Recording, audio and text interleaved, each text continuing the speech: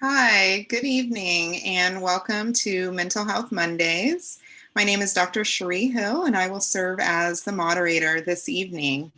First, I'd like to take a moment to introduce our chapter president, LaShondra Little. Good evening, everyone, and welcome to our last Mental Health Monday of this cycle for our sorority year. This was a conversation that came about with our Physical and Mental Health Committee, and they took the idea of taking a taboo subject that we did not really speak about a lot in our community. And when I say our, I'm saying the Black community, and that was mental health. And so they took a journey, and we've taken a journey over these last few weeks, every third Monday, to really make sure we focused on our mental health, and especially in the midst of the pandemic, really ensuring that we were focusing on the whole person. And so I'm excited that today, our last one for this series, is talking about both our physical and mental health. And so we have some great experts here tonight that are going to share some good information with you all. This is definitely a session where you're able to ask whatever you want to ask, whether it be via our social media pages or if you're here with us on our actual webinar. And so we say, don't be shy and really ask your questions, because we do want to make sure that this is a resource and a support for everyone. And so I welcome everyone here tonight, and I hope you all have a great experience and really learn some more things to help you in your self-care journey, as that's definitely been for this sorority year. That's sort of been my theme. And so I'm glad that we ended talking about both our physical and mental health, really thinking about the whole person. And at this point, I'll turn it back over to Dr. Hill. All right, thank you, President Little. So now I'd like to take a moment to introduce my friends, two wonderful Atlanta OBGYNs. I'll start with Dr. Miller, who's my partner. She is an assistant professor in the Department of Gynecology and Obstetrics at Emory School of Medicine. She received her undergraduate degree in psychology at Yale University. After completing her medical degree at Harvard Medical School, she went on to complete her residency training in obstetrics and gynecology at the University of Virginia in Charlottesville, Virginia. She's a fellow of the American College of Obstetricians and Gynecologists and is recognized as a national certified menopause practitioner for the North American Menopause Society. In addition to her clinical responsibilities, Dr. Miller is a committed educator for medical students and resident physicians. She has been recognized by the Emory School of Medicine and the Association of Professors in Gynecology and Obstetrics for her teaching excellence and innovative curriculum development. She has also been recognized as distinguished faculty by the Society of Academic Specialists in General Gynecology and Obstetrics. Her clinical interests include midlife and menopausal health. All right. Next, I will go on and introduce Dr. Thomas Spurs. Dr. Thomas has been practicing OBGYN in the metropolitan Atlanta area since 1997. Dr. Burse has been involved in community medicine most of her career, working at all 4 of the major community health centers in the metro area. When not with a community health center, she has a position of clinical professor at PCOM, as well as Morehouse School of Medicine. Dr. Thomas Burse believes in reaching back to help those who are on the journey of becoming a physician by mentoring students in all stages of the journey. She's a native of Atlanta, Georgia, receiving a Bachelor of Science degree in genetics from the University of Georgia. She earned her medical doctorate from Morehouse School of Medicine, where she received the Fitzhugh Curtis Award from the American Medical Association for the top student in the Department of Gynecology and Obstetrics at her institution. Her residency training in obstetrics and gynecology was at Wayne State University, Detroit Medical Center, where she received the award in research. Dr. Burse is a fellow of the American College of Obstetricians and Gynecologists and a diplomat of the American Board of Obstetrics and Gynecology. Dr. Burse is married and has 3 children. She has been studying Taekwondo for many years and enjoys music and traveling. So as President Little mentioned, we are going to start off with a little bit of a formal presentation just to introduce a couple of women's health topics, and then we'll have plenty of time to really open up dialogue, have a discussion amongst us as ladies or as any interested party in women's health. So Dr. Miller, we'll let you take it away. Thank you so much for that introduction, Dr. Hill and Dr. Thomas First. So happy to be here with you this evening as well. So, we wanted to kick it off with a little something that I like to call striving towards your second act.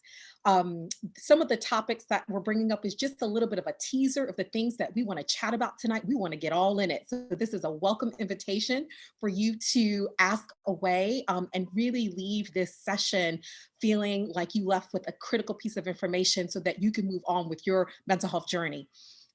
Next slide. So first, I'm gonna take us back to like 7th grade. Y'all know this little picture of the menstrual cycle that you probably saw in 7th or 8th grade biology. But what I wanted to bring here is something that I stress to my patients as they're going through the menopausal transition. I think we can all agree that the estrogen and progesterone changes that we see from that menopausal transition tend to be all over the place, right? But I want you to take a look at that green line that says brain serotonin activity. Now, what that is actually is a neurotransmitter in the brain that is kind of your mood stabilizer. It's your happy stabilizer. So if you can see here with all of these crazy changes in the menstrual cycle, once it dips below a critical level, that's when you're going to start getting feelings of depression and anger and anxiety. And what I like to point out to my patients, like, we accept that PMS is a thing, right?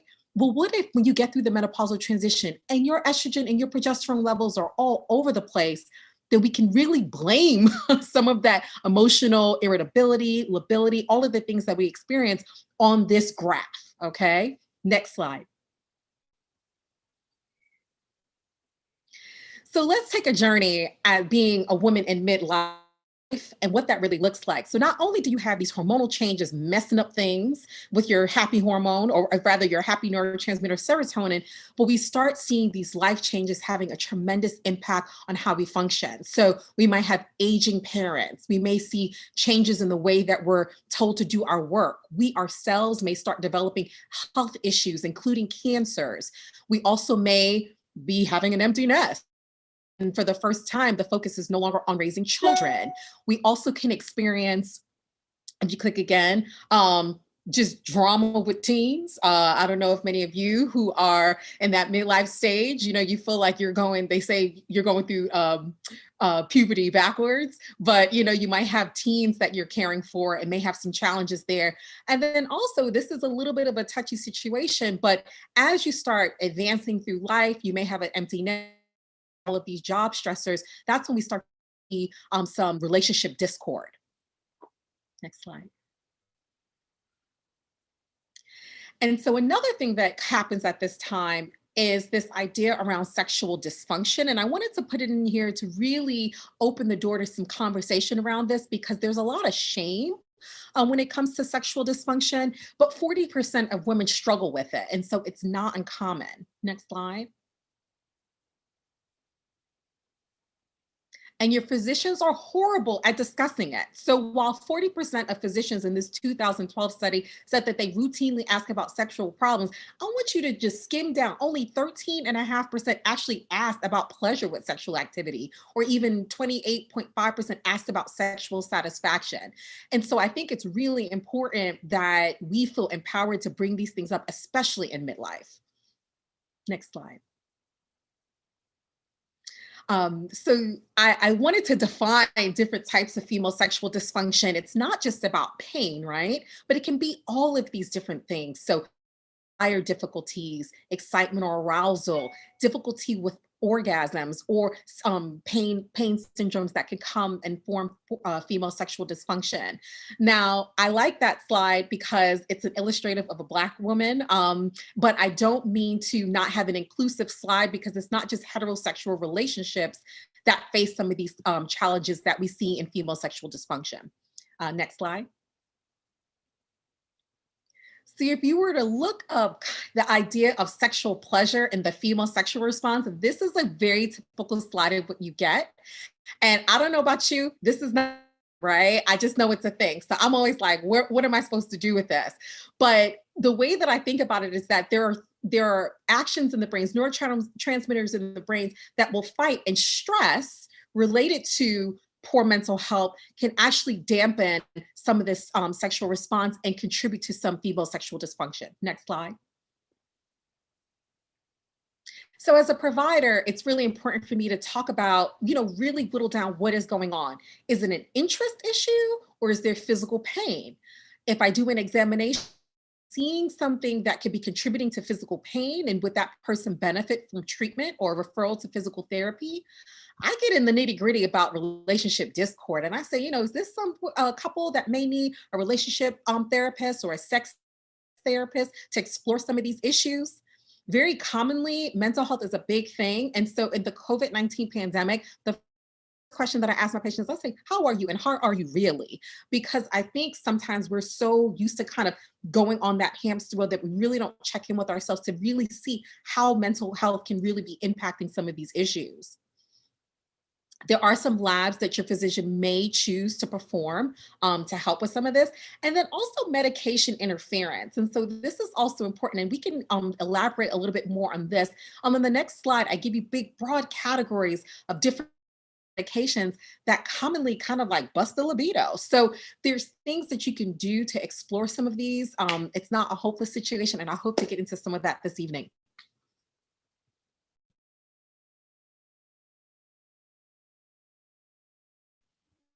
Well, thank you for that wonderful kickoff and letting us know that no topic is off limits. I'd like to turn the stage over to Dr. Thomas Burst just to see if she had any words to share. And we'll start taking questions from you. Please feel free to use the Q&A box. There is an anonymous box that you can check if you don't want your name to be associated with the question.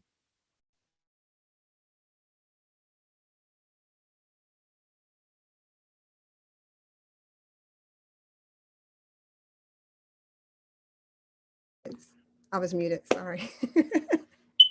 Sorry. Thank you, Sherry, and thank you, Madam President Little and Chairperson Clark for having this great discussion. Thank you, Dr. Miller, for laying that great foundation. She gave it all of it to you in a nutshell. But I think I want to emphasize that we don't think twice, like Dr. Miller mentioned PMS. We don't think twice about how girls act when they're going through puberty. We know it. Or PMS, or even PMDD or premenstrual dysphoric disorder, or postpartum depression. So we're quick to know that those are hormonal related. So why not the mental disorders of menopause? We should know that those are hormonally related as well.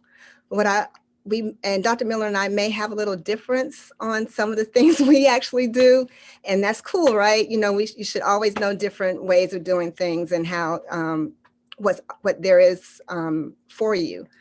But one hormone that I feel is very important is testosterone, and we think of it as the male hormone, and estrogen or estradiol, which is the biologic form of estrogen, as the female hormone. But we both need some of that, men and women do need a little bit of testosterone, and that makes a huge difference. We start to lose that after our 20s. It starts to dive down. And if we think back, we can think back to maybe our mid 30s when things really kind of start to change. It's so gradual that we don't notice it, and we just adjust to things when they're gradual. But over time, it does build up. And so testosterone makes a huge difference in our mood. It's a calming. We wonder why the men are considered the calmer of the sexes or genders. Well, it's testosterone, okay? When we get that little bit, we don't need as much as they do, and we're not gonna get all big and bulky, but when we get that little bit, it makes a huge difference in things that bother you, like your kids. I wanna choke you, but I'm mad, but I don't feel that choking time to coming up. So it makes a huge difference there. And so we need a little bit of that. Another hormone that's important is thyroid. So we want to have it optimal. And unfortunately, over time, we've gotten so used to technology that labs have replaced looking at patients. Looking at x-rays and whatnot has replaced looking at patients, where back in the day, before all the technology, doctors looked at the patients and they had different ways of determining whether or not somebody had a certain disorder. And in particular thyroid, they used to look at the reflexes.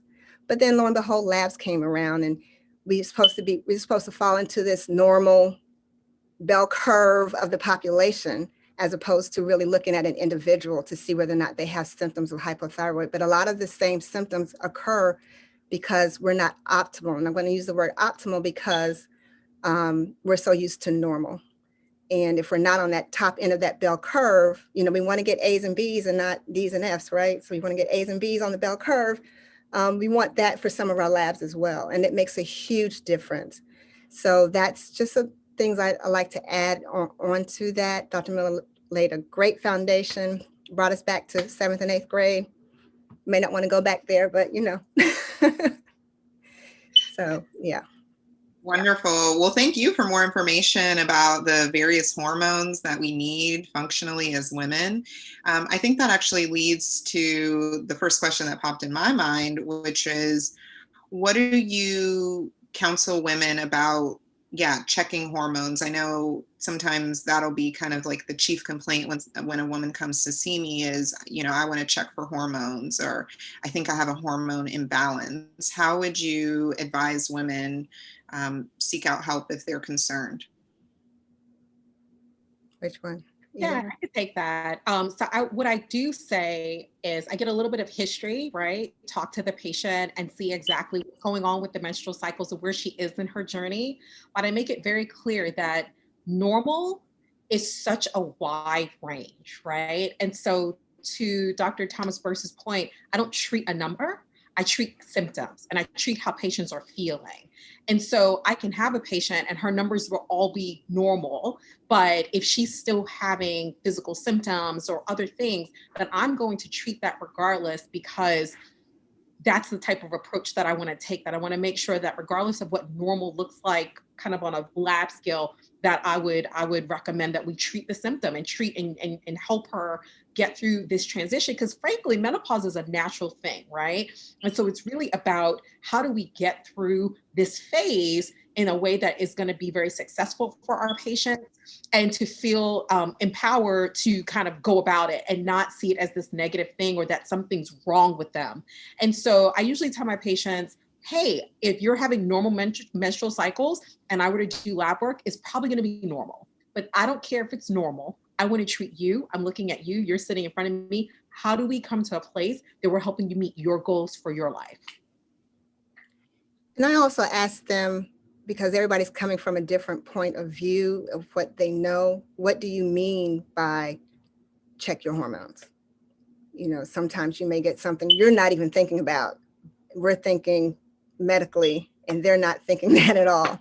So I always ask where they're coming. What do you mean check your hormones? And obviously, how are you feeling? What brought you in? What made you say, check my hormones? What symptoms were you having?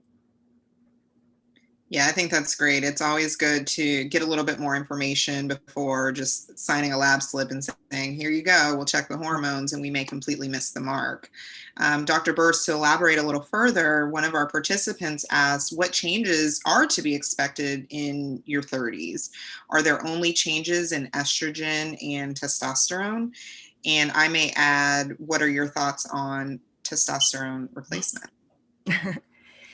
Well, in our 30s, and everybody's different. So just like we don't want to think I should be experiencing or not experiencing what somebody else is. Everybody has their own journey and may manifest symptoms differently with the decline. One of the other things is some people will say, just kind of add something, well, why is this happening? Especially so young. Well, we have to also look at our environment. This isn't the same environment we had 100 or 200 years ago, where there were fewer people on the earth and the soil was, healthier, more minerals and nutrients and whatnot in the soil that gets into the plant and the fruit that we eat. But see, now we're eating vegetables and fruit that are depleted of what they need. So that means we are depleted. So don't be afraid to supplement or add. So our organs really don't function. We also have to think about the toxins in the environment that have attacked our organs. They don't function the same way they did 100, 150 years ago. So unfortunately, we're in a situation where we need the help. So some of the symptoms, especially in your 30s, you may start feeling fatigue. That's a big one. But thyroid and testosterone can both contribute to that. Some of the symptoms can overlap. And in fact, when women come in at a relatively young age with menopausal symptoms, you have to look at thyroid, because sometimes hyperthyroid or an overactive thyroid can mimic the hot flashes and whatnot. They're a little bit different, but to the average person, all they know is they're hot. So you have to make sure that their thyroid is functioning well too. But fatigue, memory trouble with memory focus. And we're seeing, just like with diabetes and high blood pressure and heart disease, we're seeing symptoms earlier in younger people, pretty much for the same reasons I just mentioned, much less our diet. So when you typically would see that can't think of the word in an older patient or older person, we're starting to see that in a much younger population, as well as with men. I know this is about women, but we all know men. So men are getting low testosterone at a younger age, even in their 20s, their testosterone is low. So that shows you that our environment has really wreaked havoc on our bodies. And I would also like to add that I think levels of stress really contribute to some of the symptomatology that patients bring into the office. If you were to ask someone, tell me a little bit about what your average day is like and what you ate for the day, most of the time it's meals depleted with nutrition, so very carbohydrate heavy meals, not a lot of rich protein type meals that they're eating. They also are getting insufficient amounts of sleep. So the average adult ideally needs between 8 and 10 hours of sleep. Easily my patients say, oh, I didn't know I needed that much. I typically only get between 5 and 7, maybe. And so I think that we're chronically fatigued and we're chronically depleted because of the type of lifestyles that we have now. And so that's something that, in terms of helping patients, especially when they start manifesting some of these symptoms really early on, really focusing on some mindfulness activities and getting back to basics, right? Getting back to nutrition, getting back to good sleep, getting back to exercise, the things that we know that we should be doing, right? But because of life and the way that it takes over, it is very, very challenging for patients. And those things are free. Water, sleep, exercise. You don't have to buy stuff for exercise. We don't have to, those things are free, and they are very, very important. And another, as far as diet, sugar is horrible. It doesn't matter. We usually look at people by size, but size doesn't matter when it comes to sugar. And that can manifest in a lot of things, but it is very toxic to our bodies, and particularly our ovaries. So if that's going to make somebody kind of cut back on their sugar, then good.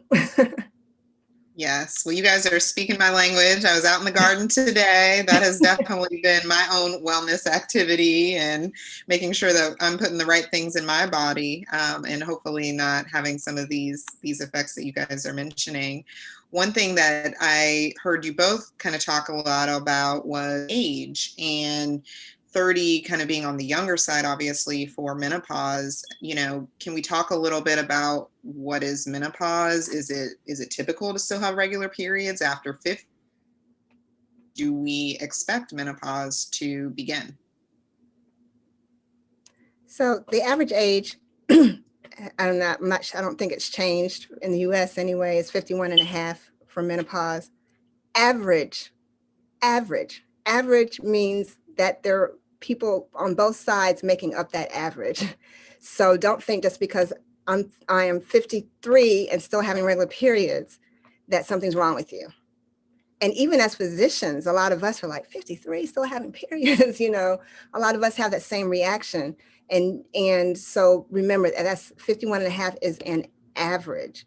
So please don't think something's wrong with you if you may not be happy about it, but maybe trading in something else once you stop having the period. Well, you will be trading in something else once you stop having the period. So, Dr. Miller, you can.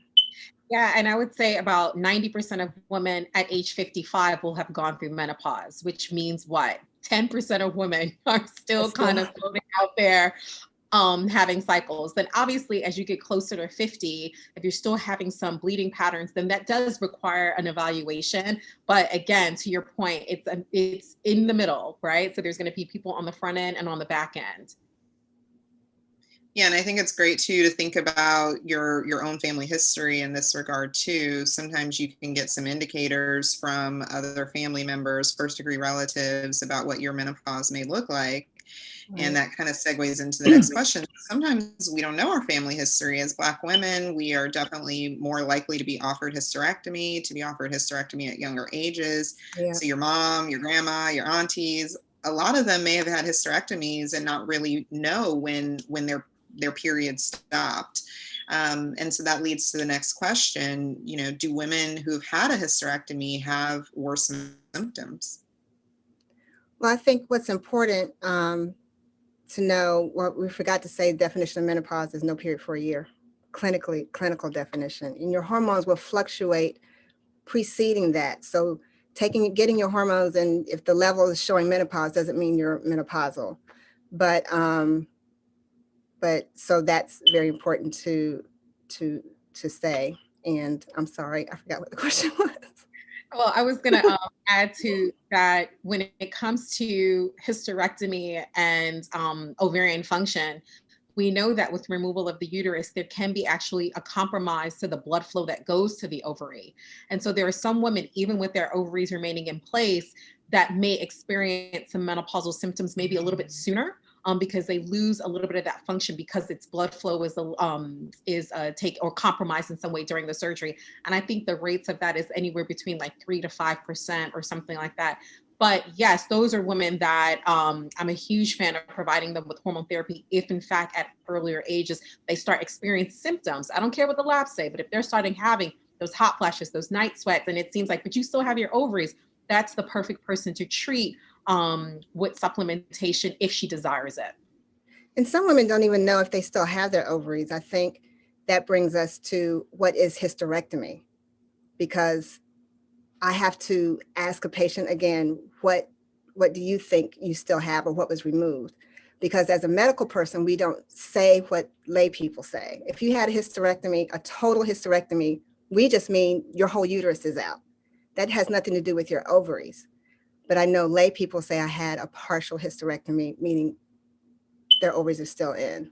So, and that brings up the point where Dr. Miller was saying that if you had a hysterectomy, it does not mean your ovaries are gone. That's two separate terms that we use. So we want to hone in on whether or not your ovaries were removed, which we could usually tell by your history. If after the surgery you just started having hot flashes and all that, then we pretty much know your ovaries were probably removed. Yeah, I think that's a great distinction. And for the women who may be considering hysterectomy, make sure you have that discussion with your provider. Do I need to have my ovaries removed? What are the implications of having them removed or keeping them in place? And as we continue this tour of discussion about different hormones, we have a question from Facebook. So thank you to all of you who are joining us live there. I'm in my early 40s and I've been having more facial hair, experiencing PMS a week before my actual cycle starts, an increase in sex drive, and sex drive has gone down. Is this an average experience, or should I get evaluated by my GYN for changes in my hormone levels? Oh, I think that's a pretty, if you want to say average experience, I could I looked at my mom and I knew that what was going to be happening to me, the hair on the chin, all of what you said. So decreased libido, which is another, plus I want to say, I guess for testosterone, it's very integral in our libido, but those are definitely the typical picture of the perimenopause, where our things start to change. Our ovaries aren't like clockwork necessarily. Now, some women will be like clockwork till they just boom, stop. but the majority will start having either skipping or heavier, lighter, anything can start happening in that perimenopausal period when the ovaries aren't functioning quite the same as they did when you were younger. And can you tell us, maybe Dr. Miller, what is perimenopause? Yeah, so perimenopause, I think, is what most patients use. It's defined as the menopausal transition leading up to that year without any menstrual periods. The North American Menopause Society uses that term menopausal transition, and on average, it's about 4 years, but that's again just an average. So some women, they may start having symptoms at age 42, and then their last menopause or their last menstrual cycle is not until age 52. So 4 years is that average to see most commonly menstrual cycle changes. And then second, you start getting some of those symptoms that we talked about, like hot flushes and night sweats and things like that. And everybody doesn't experience those symptoms. I've had patients who don't know what a hot flash is, and I tell them, don't say that to your friends. It's just like younger people saying, I don't have cramps. Well, don't say that to your friends. You know, but yes, some people don't experience any of that. So with the definition of menopause being 1 year without a period, the clinical, do you then know when menopause has completed? This is another question from the audience. I think sometimes it can be difficult because I can have a patient, they went 11 months and 28 days and then boom, they have a period. So it can be very confusing and disheartening to them when they think, oh, I'm done, and then now I get this period. As a physician, sometimes we're like, okay, is that, the extra last egg trying to say something, or do we need to do further investigation? So that's a whole different, whole another topic, whether or not we should investigate the bleeding. And even during that perimenopausal period, that transition, when the bleeding is here and there and everywhere, we will normally do further evaluation just to make sure nothing else is going on, like cancer of the lining of the uterus, or what's called endometrial cancer. Yes, and I definitely want to encourage everyone who's listening to this webinar, please understand that this is very general medical advice. If you yourself are personally experiencing any of these symptoms or having bleeding, definitely talk to your personal physician to make sure that that advice is tailored to you. One more question, it may not be the last, but about hormones. So there's a question from one of our Facebook listeners: is thyroid disease hereditary?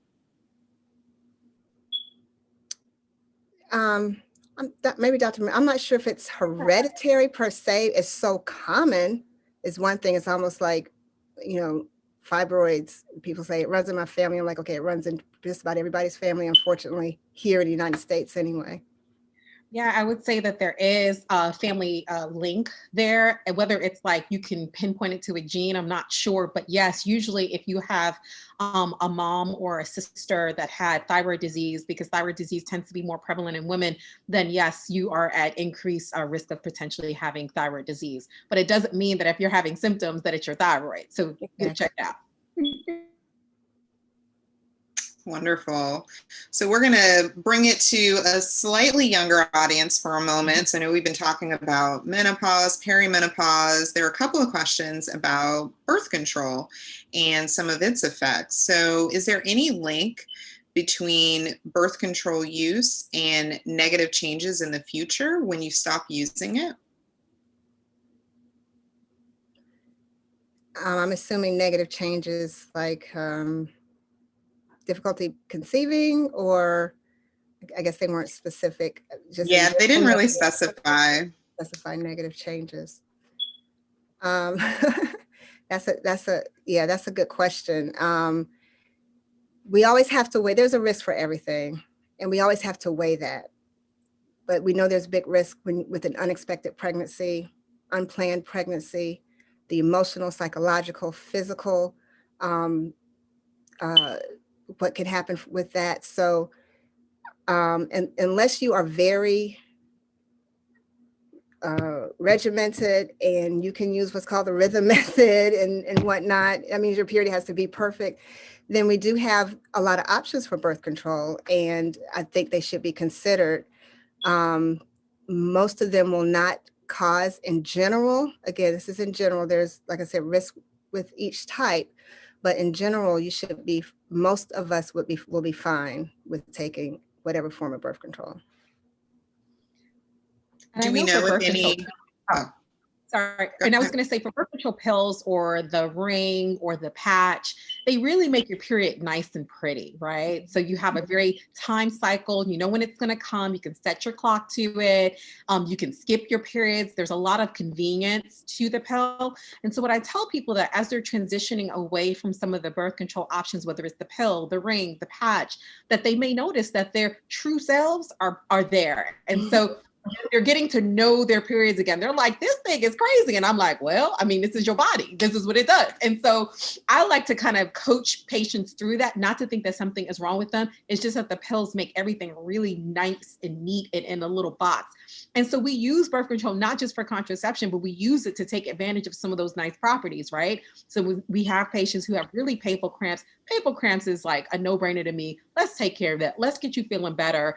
Let's see what we can do, whether that's like exercise, nutritional changes, or hormonal therapy, like a birth control pill or a ring or patch or something like that, that can help with those symptoms. But recognize that when you stop that, your true self may come out and may cause you some issues. But again, speak to your doctor about what options you have thereafter.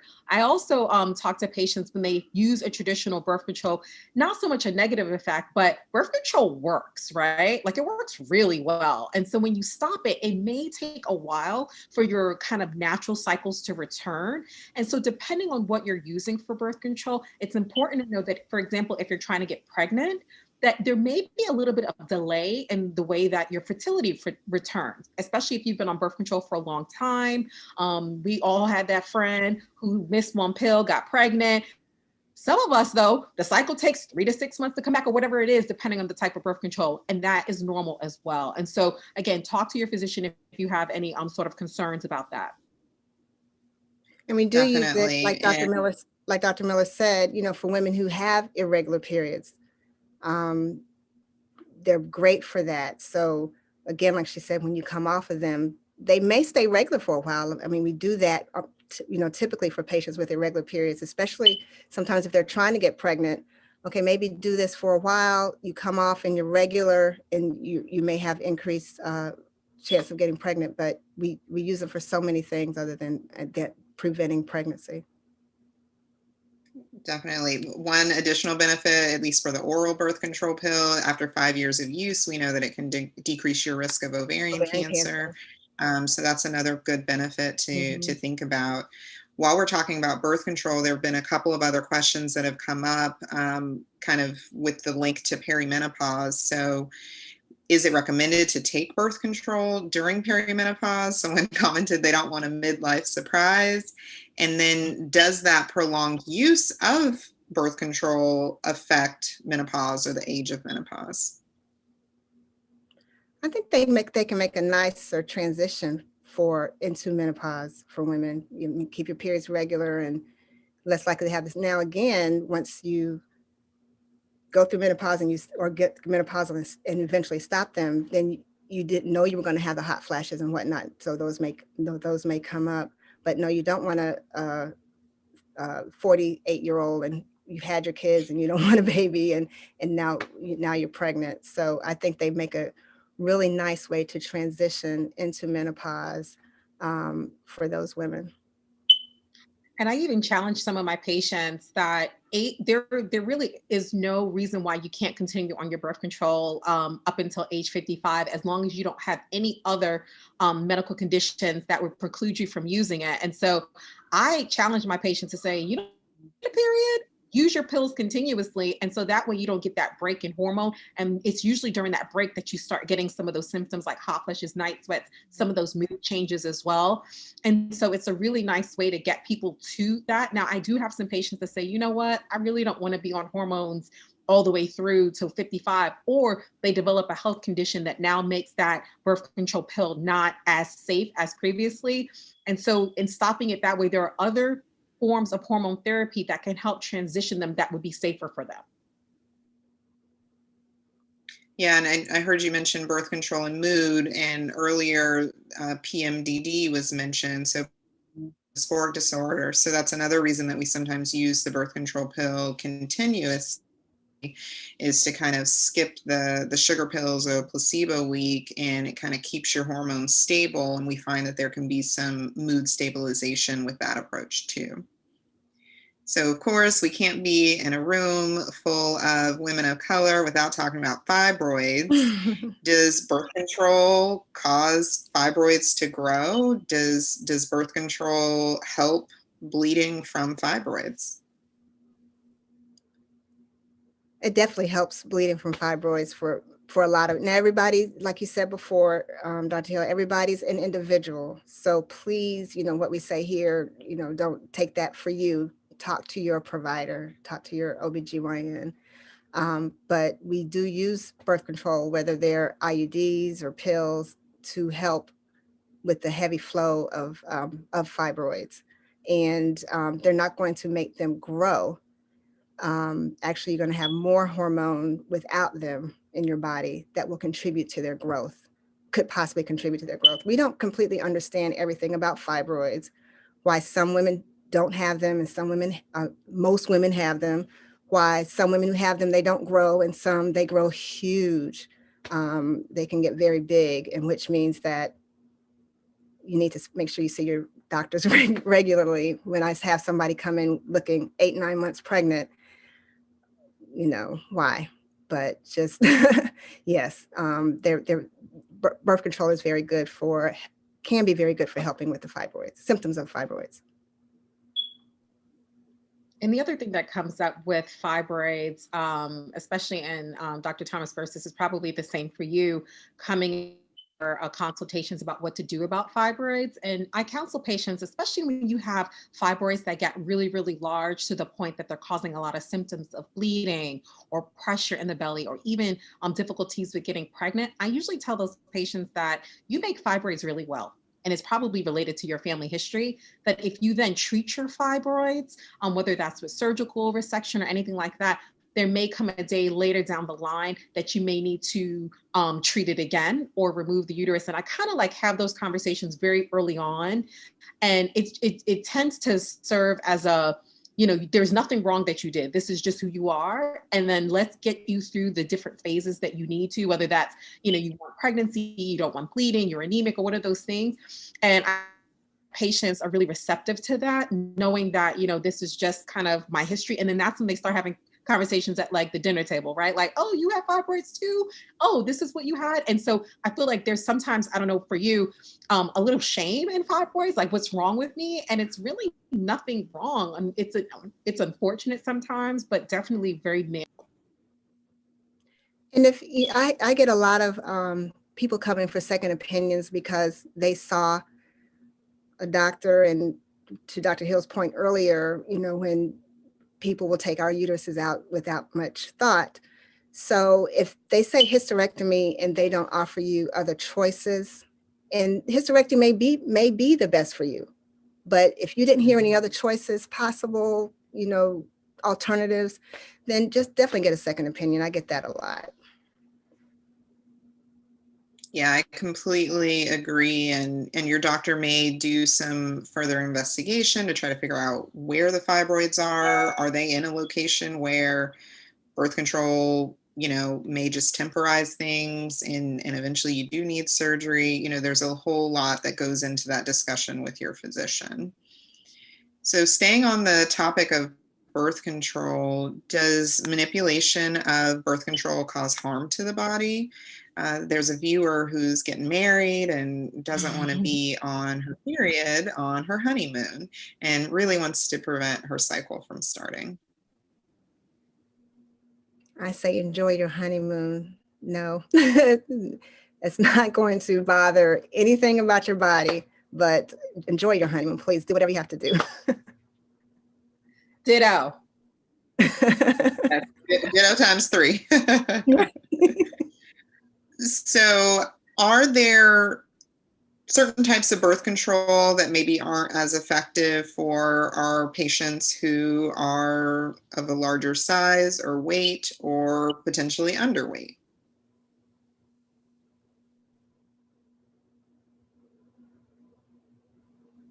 I know that there are some birth controls that have almost like these disclaimers around them. When they've studied the birth control, they're usually in women who have a certain BMI. And you can correct me if I'm wrong. The contraceptive rod is one of those that was studied in women of kind of in that normal to overweight BMI range. But I do think that it's still effective. You may have more symptoms in the way of breakthrough bleeding and annoying symptoms like that. But I think from a contraceptive benefit, you should still be covered. But correct me if I'm wrong. No, I agree. I think most of them have that weight disclaimer or BMI disclaimer with them. Even the pills will have that, but obviously what we see in real life, we don't really see a lot of failures based on that. The other one that I'll mention is the birth control patch, Xulane. It's absorbed through the skin and fat. And so that is one where the label says you're supposed to be basically under 200 pounds, 198 pounds. Otherwise, the way your body absorbs the medication may be different than somebody who's of a lesser body weight. So that's another one to keep in mind. All right, so going back to the emotional side of things, we talked a little bit about how birth control can be used for PMDD for mood stabilization. Are there non-hormonal options for some of those emotional challenges that occur in the perimenopause? Yep, there are non-hormonal. I like to first go back to what we talked about earlier is our, lifestyle changes. Now, sometimes it's hard to do those lifestyle changes when we're all over the place. When we don't feel good, we don't tend to do good either. When we feel well, we tend to crave carbs less or able to deal with it better, and we're exercising more. But unfortunately, those are very important things to do. Again, I'll go back to sugar, trying to limit your sugar, get your sleep, drink your water, exercise. A lot of those things, we know exercise is great for mood stabilization, for depression and anxiety, regular exercise. So I really try to hone in on those lifestyle changes that will help us emotionally, psychologically, and definitely physically first. And again, to stress some of the important life changes that happen around that menopausal transition, it is a really incredibly stressful time. Not only are you having those hormonal shifts that we showed you back in that 7th grade photo at the beginning, but then there are a lot of life stressors. And so I really force patients to take stock of what's going on in their home lives and to take a practice some mindfulness practices. So whether that is creating a meditative practice or I'm a big fan of the employee assistance programs at workplaces. A lot of big companies have these employee assistance programs through human resources that has nothing to do with the job itself, but they offer free counseling. And again, and I know that's not something that is really big in our community, but I'm like, you need to call them because it's free. Okay. Those sessions that are offered are free and they match you with somebody to talk to. And sometimes just, as one of my friends says, you turn your pockets inside out and have somebody who really doesn't have any other investment in you other than to make you feel better and help you on your journey. Can be really life-changing for patients. And then you can continue with therapy and the like. And then if I find that I have a patient in crisis, there's death, there's in the family, there's significant stressors in the home life, I then have a very frank conversation about medical therapy. I do, when you look at medical therapy versus psychotherapy, which is seeing a therapist and the like, you actually get to the same place eventually. It just takes longer with psychotherapy, but with appropriate psychotherapy with somebody who is trained, your brain actually changes in response to that. However, if I have somebody that's really in crisis and I want to get her there faster so that she can be receptive to some of that therapy, as well as keep her safe if she's feeling suicidal or homicidal, then I will start a medication. And that's usually like, again, a medication to boost that serotonin that we talked about earlier. So some of the serotonin medications that you may have heard of, like Prozac or Lexapro or Zoloft. And it doesn't mean you're going to be on them forever, because a lot of people are scared. If I started, I'm going to be on it. forever. Not necessarily, hopefully not. Especially if you don't have a history of anything like that, more than likely you won't. Now, if you have a history, then you're more likely to have issues with the menopausal transition as well. So there's a possibility you may be on it a little longer, but it doesn't mean you're going to be on it forever. Yeah, and Dr. Miller mentioning medical therapies, this is also something that doesn't have to be used just in the perimenopause, but for women who have that PMDD that we talked about earlier, maybe the birth control wasn't sufficient.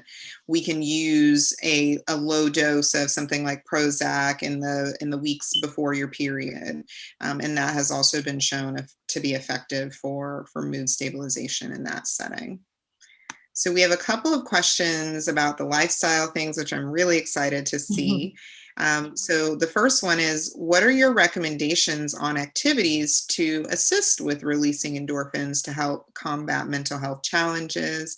Exercise, yoga, and beads help a bit, but we're open to other suggestions to potentially share with clients. I think anything that gets you moving and you do something you like, if you're not going to it's hard enough to do it on a regular basis, even if you like it. But if you don't like something, how many people have their treadmills and whatever full of their laundry or whatever's on it, but find something you like. Sometimes I will talk to patients and say, well, what did you do when you were young? Did you play a sport or, something like that? Well, you can still do that now. You may have to modify it too, but if you liked it then, maybe you like it now, especially if your kids are older or grown. And now you mentioned the empty nest. Now it's time for you. It's time for you. Hopefully, maybe taking care of aging parents too, but you still have to carve that time out for you. Whatever, dig into yourself. What did you like or what do you like now? And do something you enjoy. Do something you enjoy. If that's yoga, try to mix it up with a little bit of cardio, because it's not cardio with yoga, but that is very important. That will release endorphins. I've never heard of somebody who exercised. They may be sore, but they emotionally and psychologically, 100% of the time they feel great in that moment. So just imagine if you're regular with it, then it lasts longer and longer and longer. And I would also add that, especially for women in the menopausal transition, a big thing that I hear is weight gain. And I know this is a little bit of an aside from kind of the mental health piece, but if you're gaining weight and you don't feel like you can control that, that can be pretty depressing going through the transition.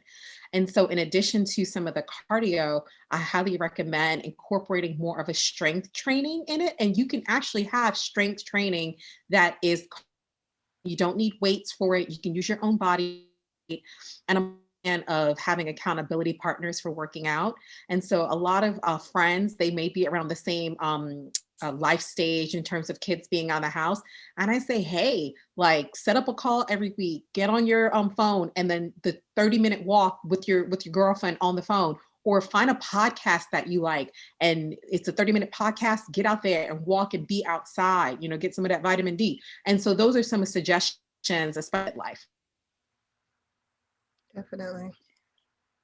Yes. Another question, as a mental health clinician, I see a lot of women who have mental health challenges that have an unhealthy diet and, nutrition contributions to that. Are you able to offer a few general components to safely guide clients until they're able to get in to see their physician, especially women who are in that perinatal and perimenopausal transition? I think that's from a nutritional standpoint. I'm sorry. Yeah, from a nutrition. I think that's a great question. The first thing that I would ask the patient, why is the diet unhealthy? And then you really start getting to get a little glimpse into what's happening in their personal life. So for example, if I have a patient that, 2 or 3 of her meals are fast food, or she doesn't eat all day and she has like one big, Chick-fil-A meal at the end of the day, I'm like, what's going on? And then you find out that she's working 2 jobs, she's a single parent, and all of these other things. So it's having a good diet takes time. It takes planning, it takes prep, it takes support, it takes money. Okay. Vegetables are expensive, y'all. So when you have somebody who may not have the best of diets, it could be like kind of a lack of knowledge, but it also may be some social circumstances. And so in those such situations, if I feel like there is an acute stress going on that's prohibiting her for living her best life and having the best diet, then I will make some suggestions based on that. And again, bringing in the family to help support that person. And I also try to encourage patients to, because it can be overwhelmed, the information can be overwhelming, and to not beat themselves up and to take baby steps. Realize it's a journey. This life is a journey. We're all on our different journeys, and we have friends, we may be journeying some of it together, but take baby steps. It's not about being perfect. Even the gurus aren't perfect. They have their weaknesses, and it's okay to give in every now and then, but you learn yourself that way. So take baby steps, start slow. Don't think you have to just incorporate everything at one time. Pick one thing that is really easy for you. I mean, it may be easy for you. Let's say it's easy for you to walk down the block and back, but you need something to build your confidence and to encourage yourself. So pick the easy thing, tackle that, and then just build up with that after that. Yeah, I think that is such a good point, that it takes time. I think they say it takes about 3 weeks for something to actually become a habit. So start slow and then make buildable habits, and you'll find yourself not beating yourself up when you fail because you created some huge lofty goal that wasn't going to be sustainable to begin with.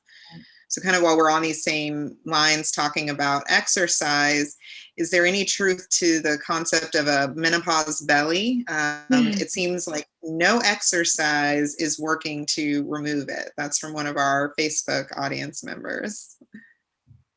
Yeah, and so the menopause belly, estrogen is awesome. It is awesome. It is awesome because it actually is involved in a process called lipolysis, which is basically the breakdown of fat.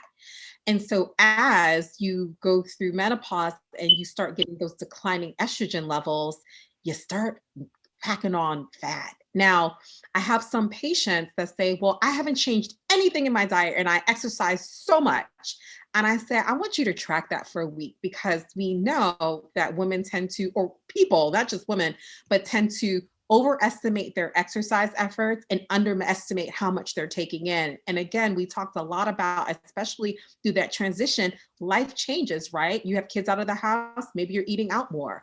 And when you consider like the quality of food outside, the amount of calories that you're taking in one sitting, like you can say, well, I just went out to dinner and I had this, but it's the preparation that all of a sudden you've just consumed all of the calories that you should have taken in for the entire day.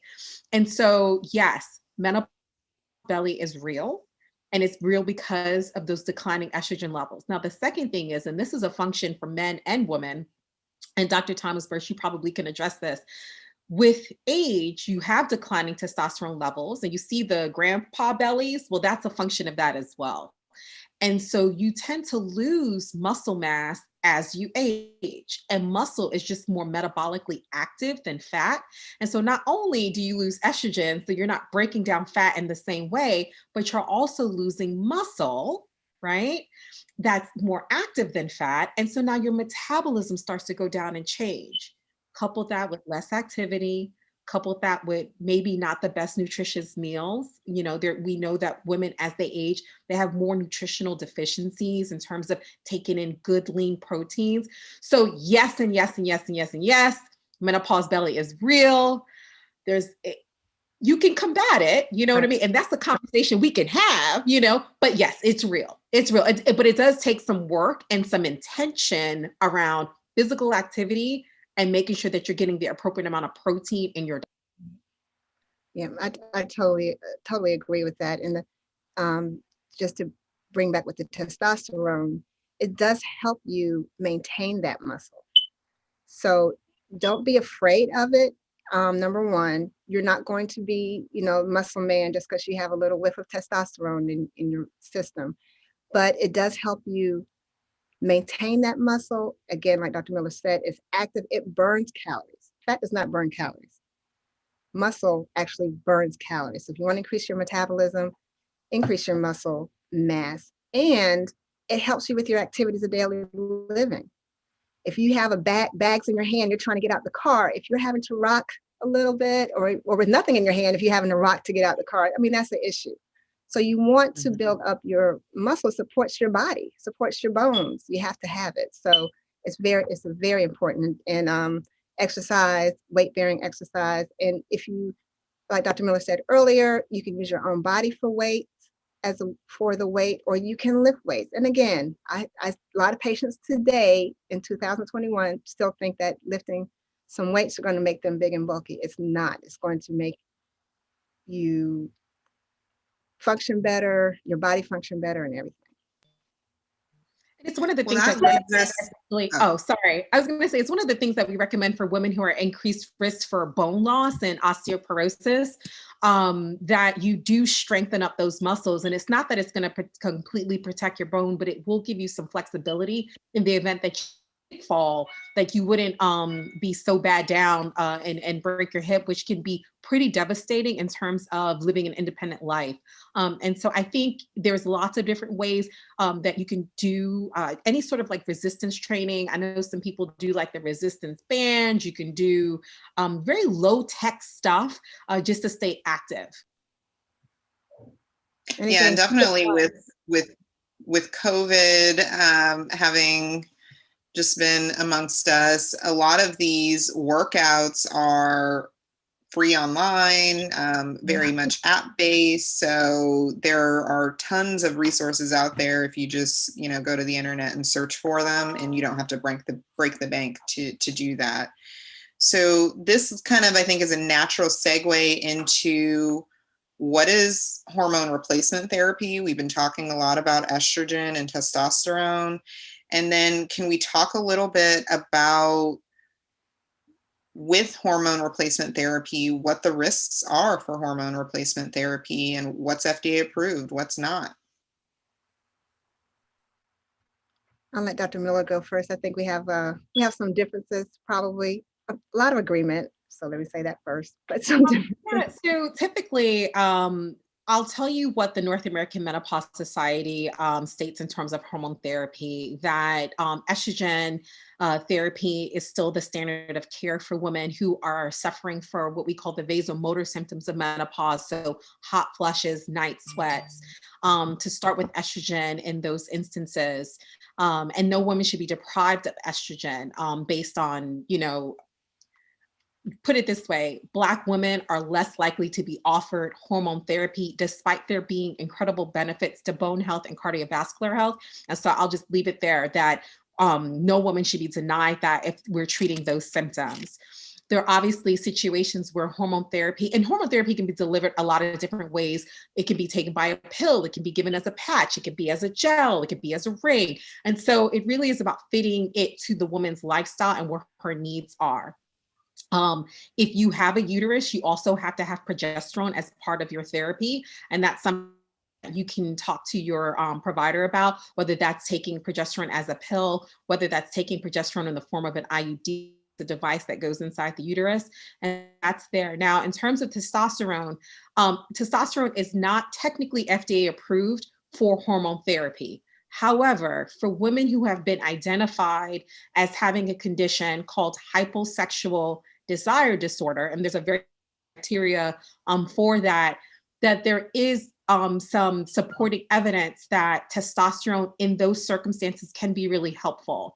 The tricky thing with testosterone is that there just isn't a female formulation of testosterone that is approved by FDA. So some people will take some of the male formulations and they'll like take 1/10 of it and give it to women, and then they'll track their labs in those situations. Or you can try compounded therapy, but again, that's when you go to a pharmacy that makes formulations. And I do have some patients that, because they meet criteria for HSDD, the compounded formulations work for them.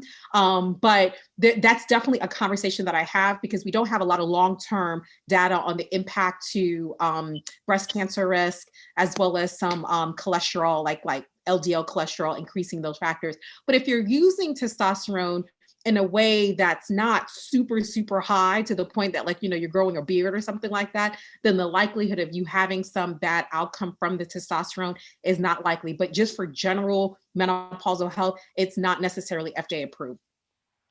Right, and that is correct. But there are studies out there with long-term use. In fact, it started back in the 1930s here in the United States, and unfortunately, we drifted away. But other countries took off with it. So there are really a lot of studies out there supporting the use of testosterone for multiple benefits. But particularly, like she said, hyposexual disorder. Some people may get a little hyper the other way around sometimes. But I think that's something you can talk about with me, off of this. I think that would be a good thing to talk about later in my office or other doctors' offices. But there are some very good benefits with testosterone that are just have to, and even research here, unfortunately, like in the 80s with the baseball doping, it got all caught up with that where we had data preceding that. And it kind of stopped there because of that. So you kind of have to look outside the box with this a little bit. And but the information is there, and definitely glad to share it with you. But I do want to say too, a lot of us have been scared off of hormone replacement therapy, however it's replaced, from the Women's Health Initiative study. Unfortunately, when the study came out, it was blasted everywhere in the front of every magazine. But when they recanted and retracted a lot of that stuff, it was stuck in the back on, a couple sentences on the last page. So a lot of us are still scared of it based on that. But we just need to be educated to really learn what was wrong with the study and why they retracted a lot of that. Well, thank you both. I know that was a little bit of a controversial topic. And so thank you, both of you, for handling that question with grace. And it's okay to disagree, but to have our evidence behind what we do as as physicians. So I know you mentioned bone density, Dr. Miller. Can you talk to us a little bit about what is bone density and how often we should get a bone density test? So I feel like I'm going to mess this up and make it sound too medical, but your bone density is basically the mineralization of your bone. Okay, it tells you how strong your bones are, simply. And there are some people who are at high risk for low bone density. There are some folks that are at normal risk for for regular bone density. And so guidelines say that if you do not have any risk factor for osteopenia or osteoporosis, which is low bone density, that you can start your screening at age 65.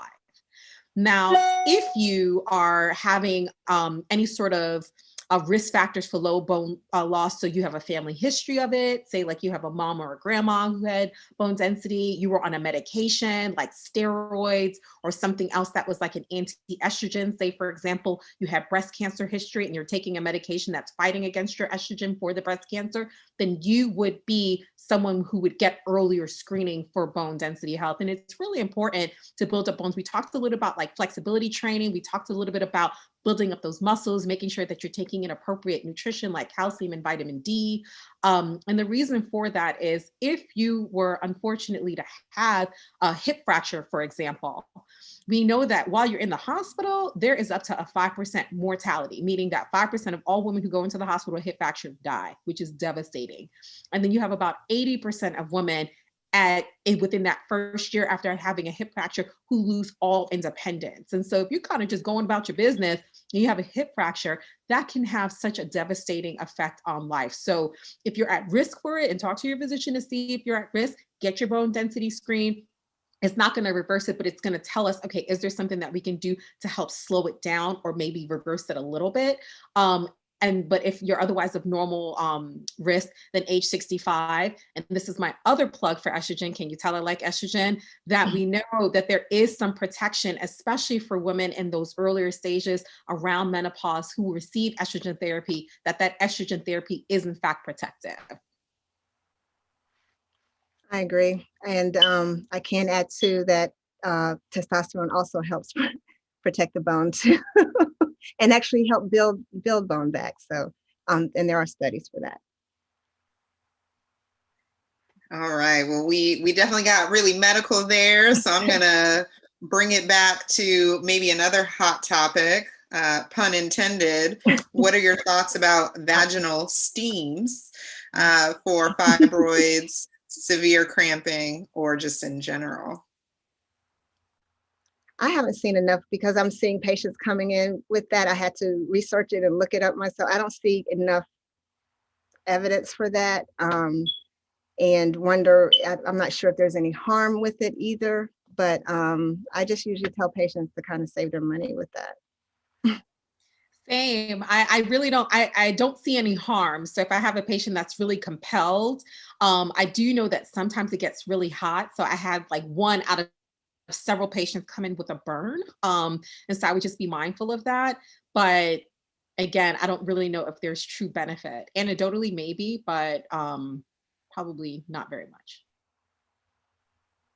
Yeah, and I'll add my 2 cents. I feel like the few vaginal steam patients I've seen are usually coming in for some kind of vaginitis. So sometimes Yeah, they've that's true. steamed out the good stuff and are left with all of the bad flora or the bad bacteria, so to speak, and can kind of mess up the pH a little bit.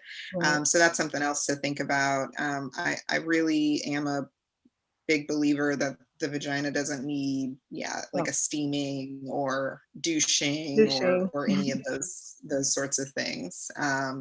Oh, my team is letting me know I did skip a question, going back to menopause belly. So when it comes to menopause belly, we talked a lot about some of the lifestyle changes that we can make, weight bearing exercise, stress reduction, etc. How about plastic surgery? I mean, do you recommend that? It seems like plastic surgery is very common these days. It's relatively affordable. What are your thoughts about that? I really think that's it's up to the person, to be honest. And now with technology, there are devices that are non-invasive for aesthetic use. But I definitely but I want people to focus on the inside. Yeah, we're going to focus on the outside, 'cause that's what we see. But I don't want, you looking beautiful from plastic surgery, but the inside of your body is toxic, or you have hypertension and high cholesterol and everything like that. So I try to encourage going in to out, focusing on the inside, and you will be amazed at what will happen on the outside. Now, sometimes we may not be happy with, you can't get rid of the extra skin and whatnot. And if it's bothersome to you, then I don't have any problem with that. But I just would like to point out, to piggyback on that, that a lot of the fat that you start getting is actually on the inside of the belly and not in the areas that you have for liposuction and things like that to kind of get rid of it. So I have patients who have had these surgeries and they're like, I got this tummy tuck because I thought it was going to make my stomach flat, but I feel puffy. And I'm like, because all of the fat that you're developing in menopause is actually on the inside. It's called visceral fat. It's surrounding all of the internal organs. And the only way to really get rid of that is nutrition. And you can get rid of it cheaper. And the visceral fat is dangerous. That's the dangerous fat.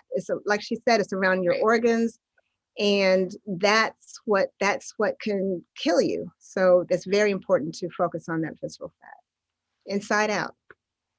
Yeah, when we think about like women's shape, kind of, the apple where the fat is in the center of the body versus like the pear where you're holding your fat more, in the hips and buttock area, is a great segue into, what disease is the bigger killer for women. What are things that we need to think about, whether it's mental health or some of these other diseases that we've mentioned? Heart disease. Heart disease kills more women than all the cancers combined, not just breast, not just colon, lung, all of them combined. And most of that can be prevented. And that's what we should focus on. And just think, if you're focusing on preventing that, again, inside out, you will probably decrease your risk of the cancers as well. American Heart Association has really nice recommendations for health.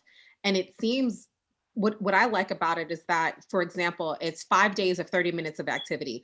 For somebody like me, that's a lot of work, but it doesn't have to be 30 minutes consecutively. It could be, oh, I'm at lunch, I got a 10-minute break. Put your headphones on, get to walking, get the body moving outside of just your activities of going to the car and going to this. And so I feel like those are really attainable goals for everyone to kind of fit into their lifestyles. You know, the little jokes of park at the back of the parking lot or take the stairs up. My rule is, 3 down, 2 up. If I have to go 3 stairs down, I'm going to take the stairs down. If I have to go 2 up, I'm going to take the 2 up. Now, when I get to 3 and 4, I might take the elevator, but you know what I'm saying? Just try to get a little bit of that physical activity because it really does make a difference and it really does add up. And psychologically, like I mentioned before, and especially if you're at work and you have your lunch break, and like Dr. Miller said, you take 10 minutes of that to do something for yourself other than eat, take a walk, whatever, it gives you a break from work and gives your mind a chance to reset. Excellent. Well, we are going to segue into the last couple of questions here. So if you're on Facebook, YouTube, or live with us on Zoom, please get your questions in. And while we're talking about exercise and other health conditions, heart disease, is there a connection between heart disease, high blood pressure, diabetes, and menopause? Yes, there is a connection, but a lot of it is, most of the time we see those disorders still, even though we're seeing them younger people, but we still see them as we get older. And again, if we've had a lifetime of poor nutrition and not exercising, those are all going to catch up. Now, like Dr. Miller mentioned before, when we hit menopause, she mentioned about the decrease in estrogen, and now you have the belly fat, and we just said that belly fat increases your risk of heart disease and ill health.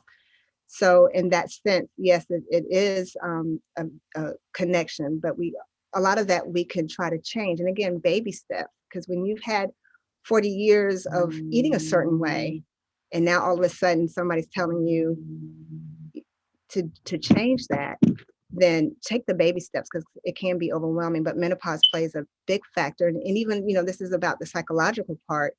But again, when we don't feel good emotionally, psychologically, we tend not to do well either. So, and we just mentioned this whole thing about how menopause can affect with depression and anxiety. And stress can literally kill you, right? Yeah. So when we're stressed, cortisol gets released. And cortisol does what? It helps us hold on to fat, specifically that visceral fat that we're talking about. And so as much as you can do to go back to the basics, like Dr. Thomas Burke said, exercise, get your sleep, try to I'm a big fan of going outside, get that vitamin D, try to minimize the level of stress in your life. That can play a role in terms of all of the other things that can be contributing to some of these things. So for example, belly fat that we talked about that fat on the inside, that is directly correlated to development of something called metabolic syndrome, right? And metabolic syndrome is correlated to heart disease, which is heart attacks and strokes. And so because of all of those things, when you think about, okay, we have the estrogen levels going down, we have a little fat there, stress, keep it low. I had a patient, I will never forget, 90 something years old, real cute. Tell me what's the key to life. And it was like, something have to do, I keep all the stress, all the haters away. Mm-hmm. And I was just like, what you talk about there? And she says, I have no time for stress, and nobody's business is my business. And I said, okay. And so lesson from a 90 something year old, right, that maintaining those easy levels and minimizing stress is so important. And taking those walks or whatever your exercise of choice is helps your body deal with that stress, mentally and physically. But again, we talk about exercise, and it's easy to sit here and talk about it, But when we implement it in real life, it is difficult. But like Dr. Miller said, just break it up. And even playing with your kids. Go outside and play with your kids. Don't, look at them outside the window or whatever. Get outside and be physical with your kids. That's a 2-for-1. Your kids look at you and you're, laughing at mommy, goofy, and all that stuff. So that you're creating that connection more with your children and having fun and getting your exercise. Excellent. Well, this is going to be the last question. I know one thing that can be a big stressor for women is feeling like they have some sort of odor or irritation. And so a question that came up after we talked about vaginal steaming is, can we talk a little bit about the difference between bacterial vaginosis and yeast infections? And then do these infections continue or change once you go through menopause and hormone levels change in the vagina? Yeah, I'll start off with at least the difference between the different types of infections that we get. And I'm glad if they actually mentioned bacterial vaginosis or BV, because a lot of people don't really know that term very well. But those are two different things. Bacterial vaginosis is bacteria, yeast is a fungus, and those are two different organisms. But they can go hand in hand. And again, I'll go back to sugar. Sugar's huge. They both love dark, moist, sugary place. So, so you can minimize those by decreasing your sugar as well. Lots of water, exercise. We always go back to just general lifestyle. And we were talking about the vagina before. We do, like Dr. Hill said, like Sherry said, we don't have to do those things to our vagina if we take care of our bodies.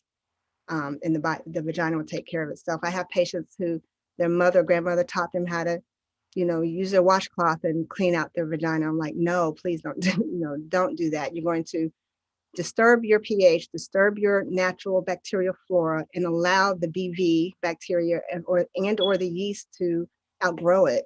So, the STDs or STIs or whole sexually transmitted infections are a whole different topic. But yes, just to at least talk about the differences between BV or bacterial vaginosis and yeast, or you may hear us say Candida infections.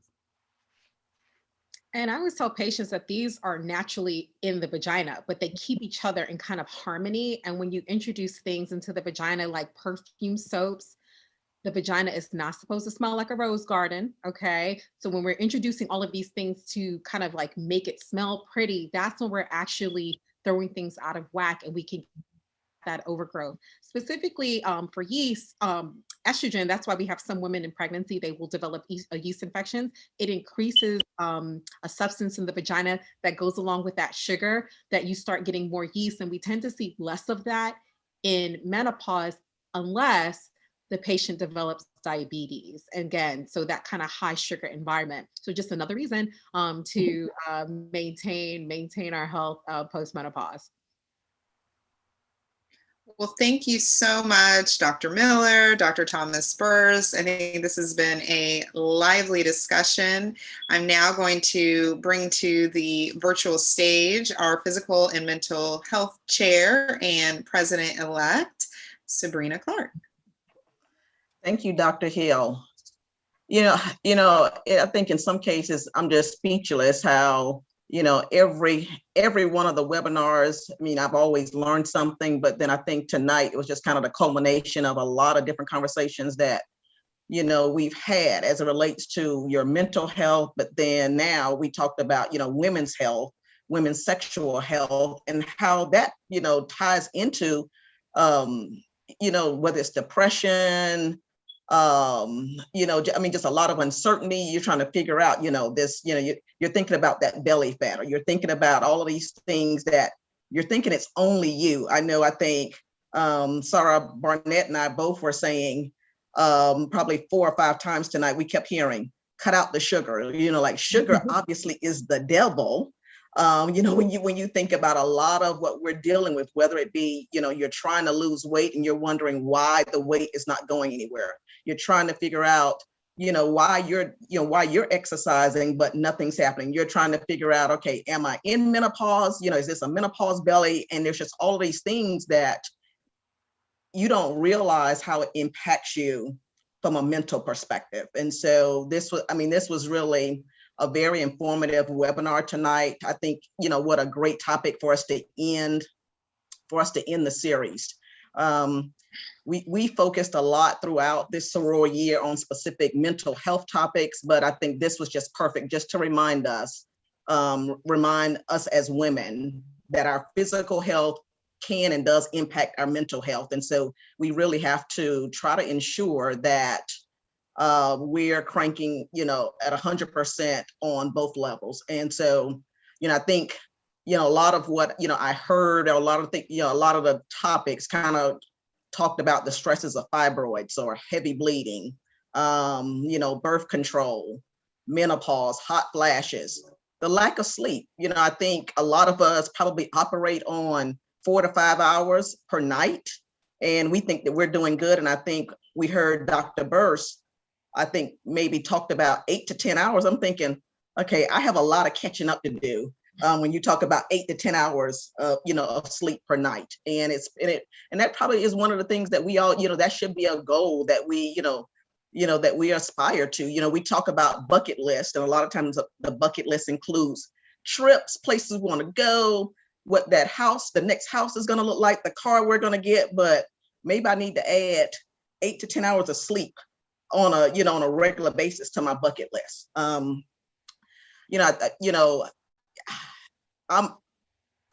still just speechless, at the expert panel that we had tonight. Not only Dr. Miller, thank you very much, and Dr. Burse, thank you very much, but we also had the privilege of having Dr. Cherie Hill, who is also a member, of our chapter and of our committee, along with Dr. Burse, that is also an OBGYN. And so you can't get too much better than that, to have 3 experts, and one of them ends up being the moderator on a topic like this. For those that don't know me, I am Sabrina Clark. And once again, I guess I'll say for the last time, that I am the physical and mental health chair.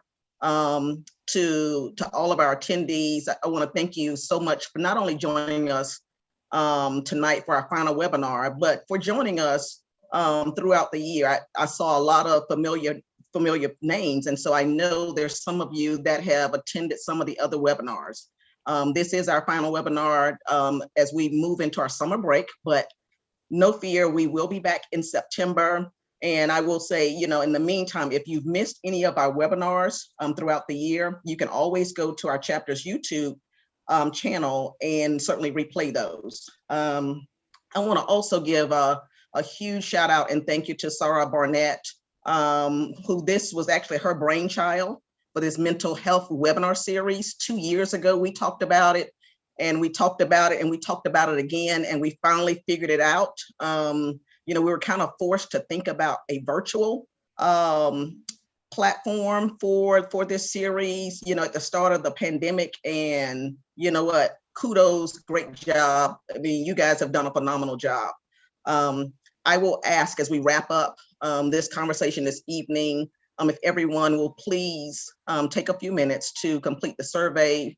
Very simply, you can click on you can scan the QR code, and it will take you just a couple of minutes. I mean, we do value your feedback, whether it's good feedback or areas of improvement for us. And we certainly will be looking at that feedback as we prepare and plan for next year's webinar series that will start in September. In closing, I will encourage everyone to stop the stigma and feel empowered to seek help, whatever that help may look like. Find an accountability partner, someone that can help you along the way in whatever that journey looks like for you to become a better you. Have a great summer, have a safe summer, and we will see you in September. And with that, I will turn it back over to Dr. Hill. I think you said it best. That's all. We'll see you in the fall.